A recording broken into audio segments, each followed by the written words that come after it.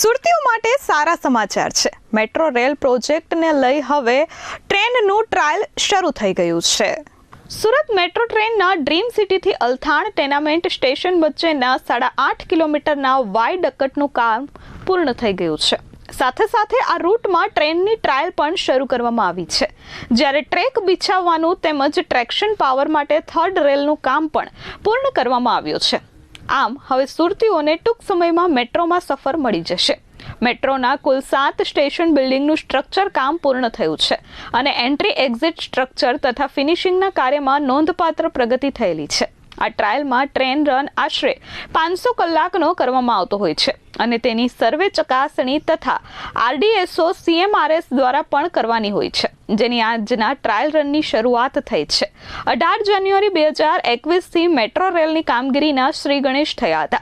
40 થી 45 કિલોમીટરના 2 રૂટ પર તબક્કાવાર મેટ્રો રેલ દોડશે, જેમાં ડ્રીમ સિટીથી સરથાણા ડાયમંડ કોરિડોર અને સારોલીથી ભેસાણ ટેક્સટાઇલ કોરિડોર છે। 5 વર્ષથી મેટ્રોની ચાલી રહેલી કામગીરીના કારણે શહેરીજનોને ભારે હાલાકી થઈ રહી હતી। સુરત મેટ્રો ટ્રેનની વિશેષતાઓ એ છે કે દરેક ટ્રેન 3 કોચની બનેલી હશે। ટેકનોલોજી એવી છે કે આ ડ્રાઈવરલેસ ટ્રેન ઓપરેશન સિસ્ટમથી ચાલશે અને તેની સ્પીડ પ્રતિ કલાક 80 કિલોમીટરની હશે। તમામ ટ્રેનો CCTV camera, fire detection system અને રિયલ ટાઈમ મોનિટરિંગ ટેકનોલોજીથી સજ્જ હશે।